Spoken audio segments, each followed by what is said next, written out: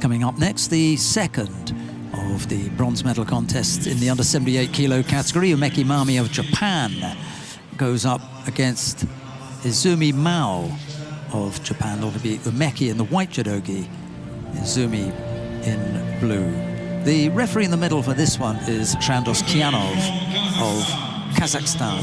He, by the way, is a nice practice. Yeah? Yeah. All right. Yeah.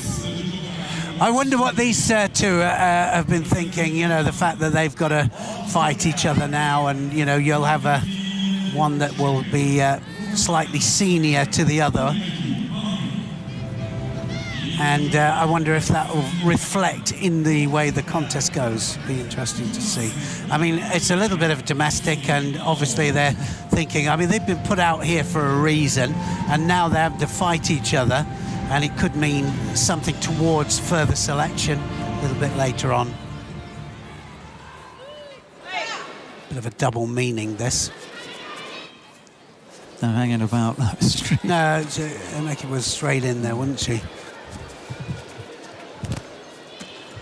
UMEKI the senior, of course, and you could kind of tell the way she got hold there, and as if to say, don't get any ideas. A few years ago, the weight category had 2 or 3 Japanese in who were real hard nuts. And I mean, I heard that from girls who were in the weight category and said, these are unpleasant people to fight. Yeah, is that right? I mean, real, you know, smack in the face stuff. And one called Sato, I remember getting involved at one time with one of the sisters from Germany. Which one was it? Which one of the Malzahn sisters? Yeah, Louisa Malzahn. And she took a smack from her and, you know, tidied herself up, came back and just came out and bang. Hit her back. Straight whack. Yeah, Hansokumake. Didn't care. No? It wasn't, you know, even attempting to grab the jacket. Just said, Sato Ruika it was. All right. He got one right on the face. Yeah, there were a couple of them. Our director helped us out there with the identification. Thanks very much for that. Well, left against right. UMEKI, you know, the thing is with UMEKI now is that we see her. She's still got the, you know, she looks as if she should be throwing for Ippon all the time. But we've seen her go over a few times in the last couple of competitions. And I don't think we saw that before. Who was it that we were talking about who went over with a beautiful piece of Ashiwaza to Yelizaveta Litvinenko? Oh, yeah, you're on about Japanese former world champion. Yeah, got thrown by her. So it's always useful when you've got a backup, isn't it? Yeah. A director who knows. He knows his stuff. He does. Hamada Shori of Japan it is. She did an off-go, didn't she? I remember she just stepped out, foot forward, and bang, hit the foot. She ended up smiling. She couldn't believe that she'd been caught like that.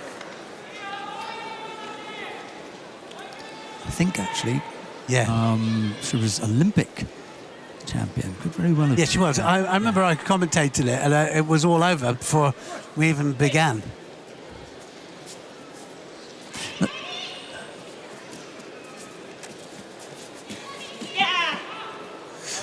I can't believe that she's still going at UMEKI. I mean, she has been there a long time. You said, didn't you, this morning, that she'd been there all the way through the juniors. So that always seems longer when you catch them through the cadets and the juniors. Yeah.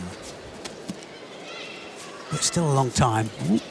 But they still, you know, the remarkable thing is they're still putting her out there. They're looking for somebody to, you know, it's almost like, isn't it, when they go, well, if you want to beat me, then I'll stop coming, you know. Get somebody to beat me. Yes, there's been a real degree of longevity in the weight category from a number of countries. Under 78 kilo category, they've been around for a bit, especially the French. Audrey Chermio comes to mind. Yeah, but she started Fanny Estelle late, didn't she? Posvit. Yeah, good. And the French are always sending them out still.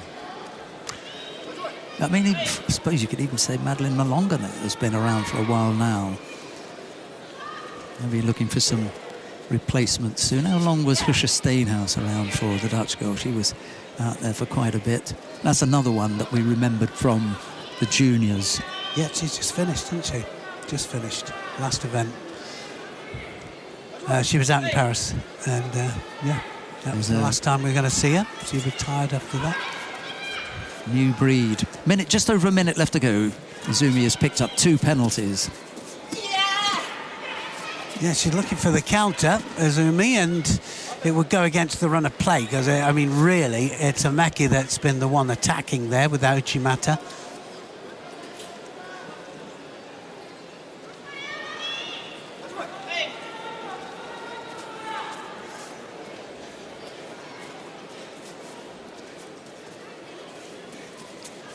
Of course, I think probably someone like Myra Aguiar had been around, the longest, almost quarter. That wasn't far off, was it? Those Ashiwazas there really disturbing UMEKI.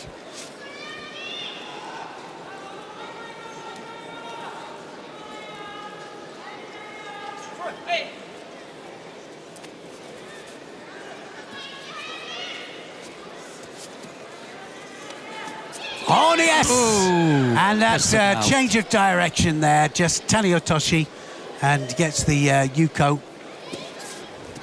Now looking for the shimiwaza or the turnover, is it? She could possibly. Still time. I think it's UMEKI who's going to get in control of this. She's got the arm, and then she just suddenly decided not to go for it there.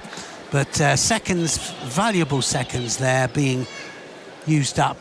10 seconds. Can she catch her in 10 seconds? I don't think she can. And I think UMEKI is going to steal it. Yeah.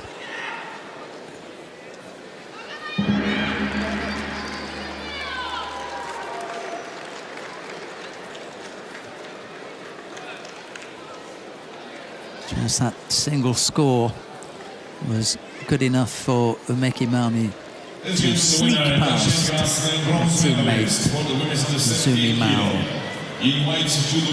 Had to tidy things up on the ground at the end just to make sure he didn't lose it, but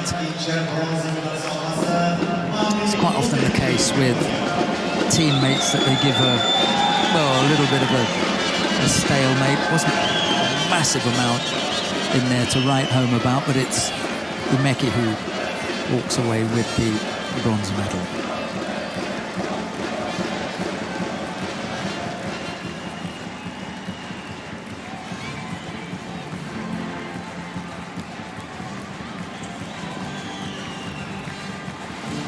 There was the change of direction there. Just went for the Uchimata. It was Uchimata all the way. Then little foot forward there for the Uchimata and decides to change it. Action. Reaction. There it is. Just goes right the way across the back there.